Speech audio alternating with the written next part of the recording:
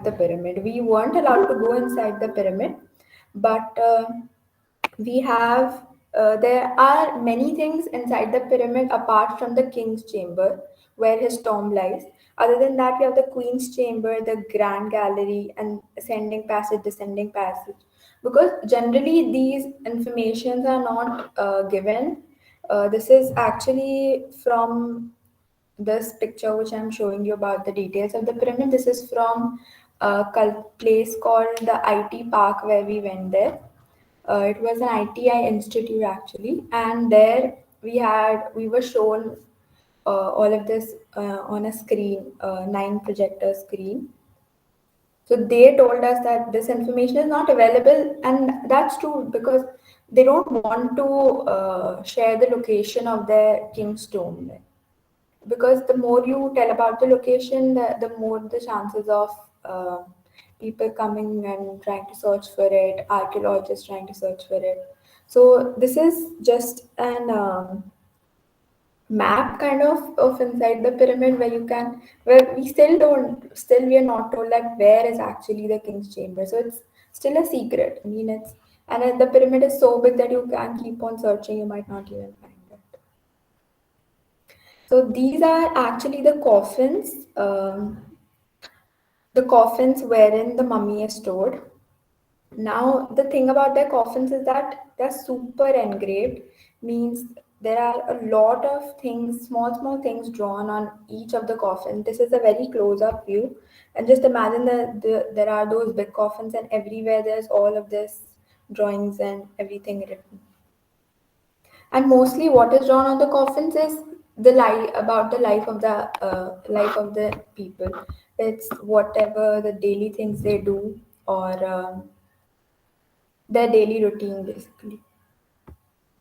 And next, this is the main view of the coffin from the front. So they have this is fully designed in the form of a person. So you see this brown thing here. So this basically opens and the mummy is stored inside this.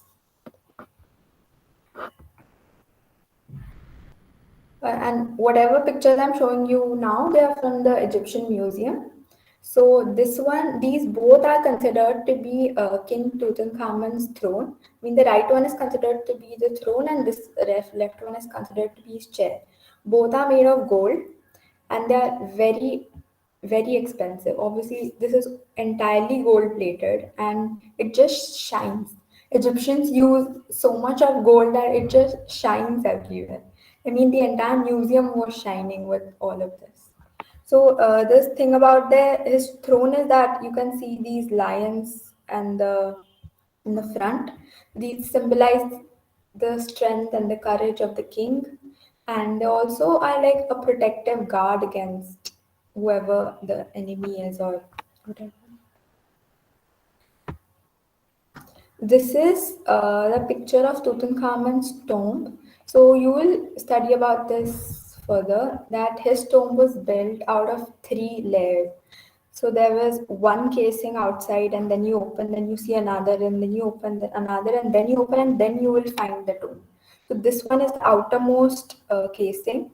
This entire thing is gold plated, and it was also very big. It was lying like that in the museum, and from all the 4 sides, it has the same pattern, and everything is made of gold. All the 3 layers are made of gold and all have this pattern. Now, this is actually King Tutankhamun's mask. I mean, this one lying in the middle, it's his coffin. His coffin has this blue and golden thing, but it's all made of gold. And this is the golden mask, and this one. We weren't allowed to take pictures, but then these are some secret pictures that my friends took. So we all can get to see the real one. And these masks are just symbolizing that they are protecting the king in that format. It's nothing special. The mask doesn't have any meaning, but it's just that the king. It's a representation of the king. Now here comes to his jewelry. we could see everything, whatever Tutankhamun's belongings were, they were found, mostly were found during the excavation of his tomb. So these are the toe rings or the finger rings made of gold. They're actually coverings that they used to wear, and it was a very important part of their jewelry or accessories. And these are some necklaces. These were all also made of gold, and some bangles, kind of, that all of them wore. So they had gold. They had a lot of gold in their lives. Everywhere it was gold, gold. Even like these toe things and these finger coverings, the jewelry, obviously.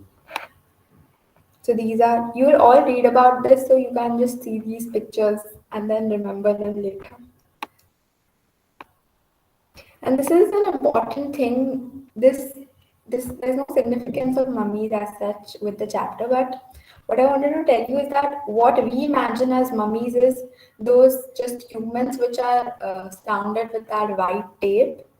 I think that's the picture that you will mostly associate while you're drawing or something, but that's not exactly how mummies look. So we went into the mummy museum, and all mummies looked this black and they were covered in this linen cloth. So basically, no one is taped with that white tape or white cloth. They are definitely taped with, not actually taped, but covered in that linen cloth. But their head is always lying like this, and it's always black. So here's a short passage that we found outside the museum, and it tells about the mummification process that they did there. So there's just some main things that I would like to read is, first of all, the internal organs are removed and they're carefully saved. Like the lungs, liver, stomach, intestine, they all are taken out carefully, and then the entire whatever's hollow spaces are left in the body, it is filled with the linen cloth, and they're also filled with some other things like palm wine and packets of natron. These are some basically things that they have to preserve the mummy. So this is, it's basically covered in linen cloth, but then they add something so that it is preserved for very long. Yeah, I think that's it for the presentation. Is there anything that you want to ask me about something? Any questions, children? Were you able to visit the Queen's Chamber? Was I able to visit what? The Queen's The Chamber. Queen's Chamber inside the pyramid. No, no, no. We don't even know where the entry is to that passage. The pyramids are so secretive that we don't know anything about them.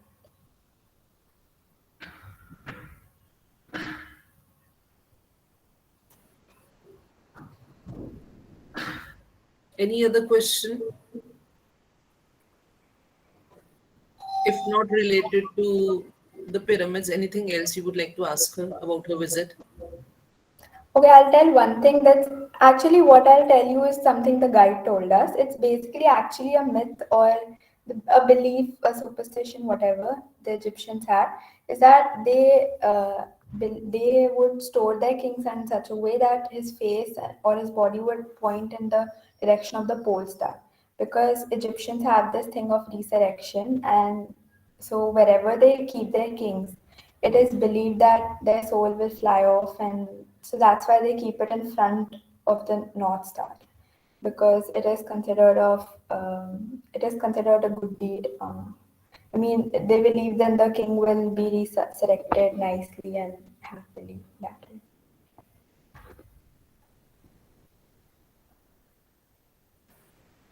Any other question?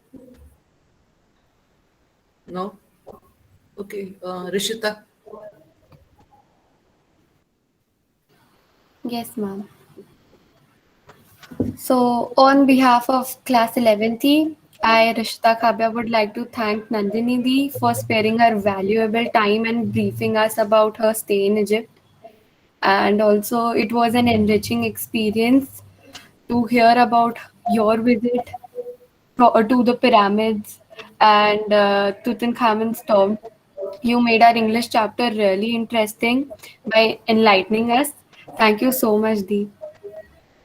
Thank you so much. Thank you, Nandini, once again.